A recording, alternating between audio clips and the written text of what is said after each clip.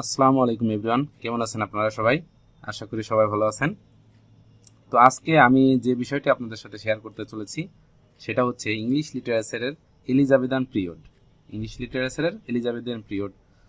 তো ভিডিওটি ইনশাল্লাহ মজা হবে, তো ধৈর্য সহকারে দেখুন। তো আমরা বিসিএস এ অথবা অন্যান্য পরীক্ষায় খুবই একটা কমন প্রশ্ন পেয়ে থাকি যে কোন সাহিত্যিক কোন পিরিয়ডের। তো ইংলিশ লিটারেচার শেখার প্রথম ধাপ হচ্ছে কোন সাহিত্যিক কোন পিরিয়ডের এইটা জানা। তো এটা খুবই জরুরি।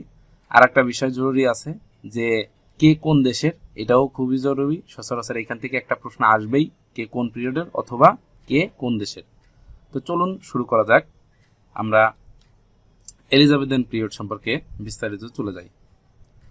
তো এলিজাবেথান পিরিয়ডের কিছু স্ট্রং রাইটার আছে, এবং সত্য কথা বলতে ইংলিশ লিটারেচারের সবচেয়ে গুরুত্বপূর্ণ পিরিয়ড হচ্ছে এলিজাবেথান পিরিয়ড। এইখানেই যত সব গুরুত্বপূর্ণ কবি সাহিত্যিকদের আসলে জন্ম হয়েছে। তার মধ্যে উইলিয়াম শেক্সপিয়র, যিনি নিজে একজন, আসলে বলতে গেলে তিনি নিজে একজন যুগের স্রষ্টা। তো চলুন এলিজাবেথান পিরিয়ড কিভাবে মনে রাখা যায় তো সেই সম্পর্কে আলোচনা করি।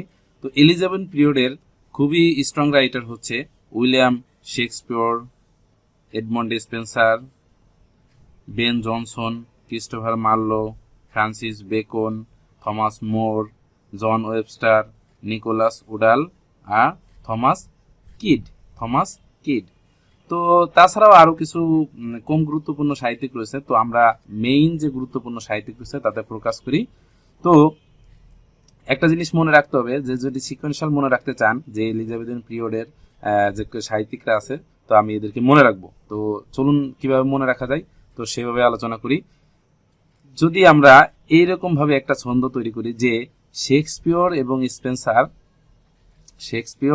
স্পেন্সার মিলে, দুইজনে মিলে কি করছে, তো বেন জনসন, অর্থাৎ আমরা এটা মনে রাখবো বেনসন, অর্থাৎ যে সিগারেট আছে, তো বেনসন এবং মালবোরো, আপনারা অনেকে হয়তো চিনে থাকেন যে মালবোরো এবং বেনসন নামে দুইটি সিগারেট কোম্পানি আছে।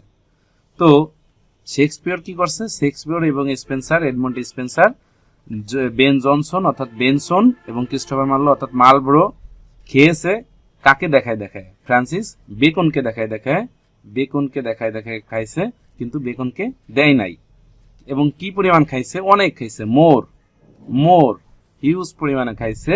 বেকনকে দেখায় মজা নিতেছে খুবই, যে শেক্সপিয়র এবং স্পেন্সার কি করছে, বেকনকে দেখায় বেনসন এবং মালবোরো খেতেছে মোর, অনেক বেশি খাইতেছে। তো এইটা দেখে যে বেকনকে দেখায় খাইতেছে অথচ বেকনকে দিতেছে না, তো এইটা দেখে জন ওয়েবস্টার কি করছে, জন ওয়েবস্টার রেগে গেছে। জন ওয়েবস্টার একটু রাগী প্রকৃতির, মনে করেন যে একটা খুবই রাগী প্রকৃতির, অন্যায়ের প্রতিবাদ করতে তিনি দ্বিধান্বিত হন না। তো জন ওয়েবস্টার যেটি করেছে, যে জন ওয়েবস্টার কোদাল নিয়ে, অর্থাৎ অনেকে হয়তো কোদাল চিনে থাকেন, যে কোদাল আছে মানে মাটি কাটার জন্য যে কোদাল ইউজ করা যায়, তো এইটাই নিকোলাস উডাল। তো নিকোলাস উডাল মনে রাখবো আমরা, কোদাল নিয়ে মারতে গেছে।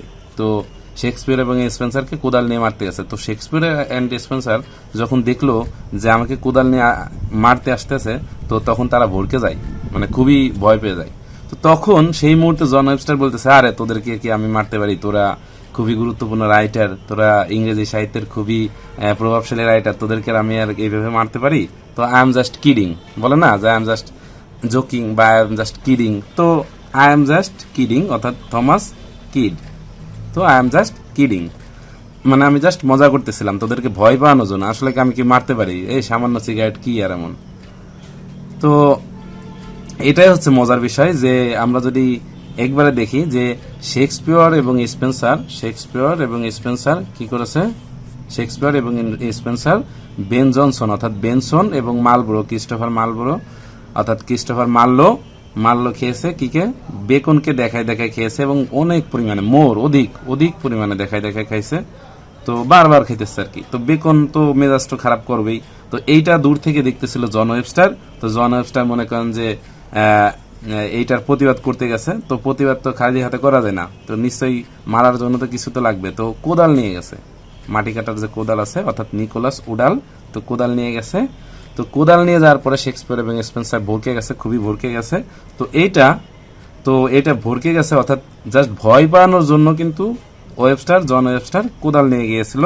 তো এইটা জাস্ট যাই বলতেছে শেক্সপিয়ারের নিকট যে আমি জাস্ট কিডিং করতেছিলাম, আমি জাস্ট মজা নিতেছিলাম, তোদেরকে কি মারা যায়, তোরা ইংরেজি সাহিত্যের কত গুরুত্বপূর্ণ রাইটার, প্রভাবশালী রাইটার, আমি কি তোদেরকে মারতে পারি? তো এইটাই জাস্ট কিডিং করতেছিল।